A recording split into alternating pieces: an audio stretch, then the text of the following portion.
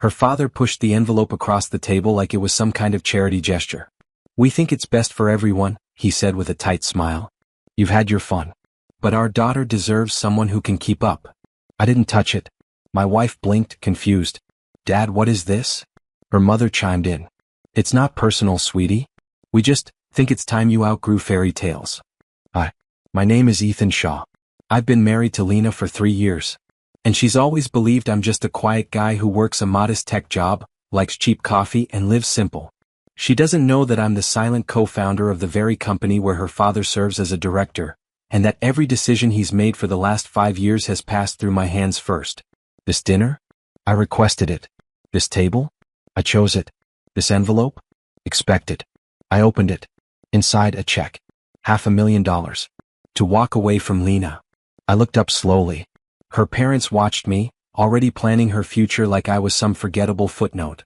I folded the check, slipped it back in the envelope, and slid it back. Unopened. Lena stared at me, then at her parents. "What the hell is this?" Her father didn't blink. "Security, sweetheart. This man, he's not your future. He's a phase." My wife looked like she'd been slapped. I remained quiet. I wanted to see their full colors. No filter, no restraint. And tonight they showed them. "Take the check," her mother said, turning to me. "Start over. We'll even help you relocate." I let out a quiet breath. Almost a laugh. "Do you think I married Lena for money?" I asked. Her father leaned forward. "I think people like you, who don't come from much, always find their way to women like my daughter. People like me." I smiled. Then turned to Lena. "I didn't want to tell you like this," I said gently. "I never cared about impressing them. I only ever wanted you to love me for me." "What are you talking about?" she asked. I pulled a business card from my coat and slid it across the table. Her father's eyes twitched when he saw the logo. "Our company." I nodded once. "I've owned 49% of it since before you even made director." And just like that, the room went cold. The silence after I said it felt surgical. Lena looked at me like she didn't know whether to laugh or cry. Her father, he went pale. Completely. "You're lying," he muttered. I raised an eyebrow. "Want me to recite the Articles of Incorporation? Or maybe remind you who approved your recent bonus structure?" His lips parted, but nothing came out. My wife picked up the business card, turning it over in disbelief. "Wait, 49%. Her mom laughed nervously. "That's not possible. You're a what?" I asked gently. "A barista? A nobody? That's what you saw because that's what I let you see." I turned back to Lena. I stayed silent because I wanted one part of my life not defined by leverage, by money, by people who think love comes with a receipt. Her father finally found his voice. "If this is true, then why come here at all?" I met his gaze. "Come. Level. Because I wanted to see who you were when you thought I was beneath you." He stood, fists clenched.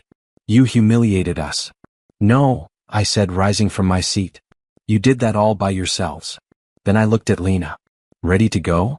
We left the restaurant in silence. Lena didn't speak until we were halfway home. "You were going to keep this from me forever?" I glanced at her. "No. But I wasn't going to tell you at dinner while your father tried to buy me off like a seasonal intern." She looked away. "I don't know what to feel." "Start with the truth," I said. "You married a man who builds quietly. Who doesn't need to wear money to prove worth." She was quiet for a long time. Then, softly, "You let me believe we were struggling." "We weren't," I said. "I just wanted a real relationship. Not a performance." Later that night, her father called. Twice. I let both go to voicemail. Then came an email. One line. "We need to talk. This affects the board." There it was. He'd finally connected the dots. Because I didn't just co-own the company. I held the patent on the software that made their recent billion-dollar valuation possible. And unlike his inflated titles, my name was actually on the paperwork. They tried to erase me with a check. Now they were learning. Power doesn't always look loud until it speaks. The next board meeting was scheduled for Thursday. I didn't RSVP. Instead, I showed up early, not in a suit, but in the same gray sweater they'd always mocked when I picked Lena up from events. I wanted them to recognize me. Not as a stranger, but as the man they tried to dismiss. The moment I stepped into the glass conference room, silence hit like a pressure drop. Her father sat at the head of the table, already pale. Two directors whispered. One man from legal looked like he'd swallowed bad shrimp. I took the empty seat at the far end. They waited for me to speak. I didn't. Instead, I opened my leather folder and placed a single page in front of me, the original founder agreement. Signed by me. Co-signed by the original investors. The document that proved not only my 49% stake, but the veto rights clause her father had forgotten about. The meeting began. I let them go through the motions. Then, right as the vote began on a major acquisition, one her father had already promised shareholders, I calmly raised my hand. Vetoed. The room stopped. I leaned back. Shall we talk now? Her father's voice was tight. Ethan, this acquisition is strategic. We've already announced. You announced it, I corrected. Without consulting a co-founder. Without a board vote.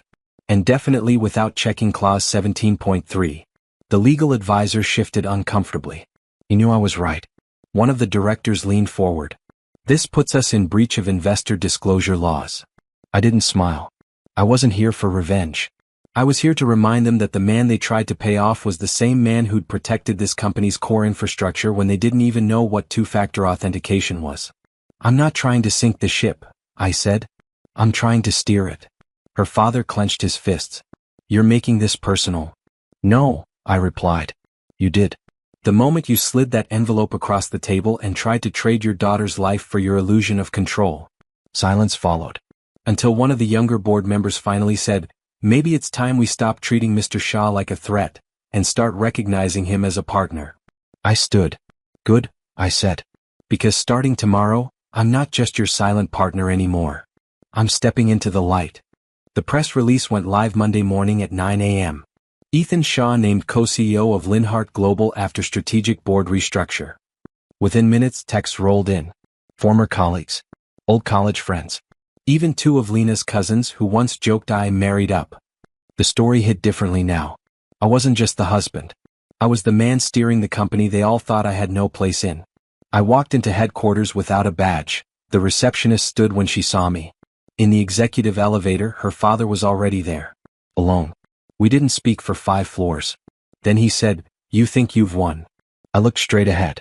This was never a game. He scoffed. You humiliated me. I turned to him calm. No. You did that the moment you confused quiet for weakness. The elevator opened. I stepped out first. That day I made 2 major changes. First, I rehired the junior developer team he laid off last quarter for budget optics. Second, I reassigned him to a non-voting advisory role, still paid, still present, but no longer in the room when real decisions happened. He didn't argue. Because he knew. The man he dismissed at dinner was now the one signing off on his parking spot.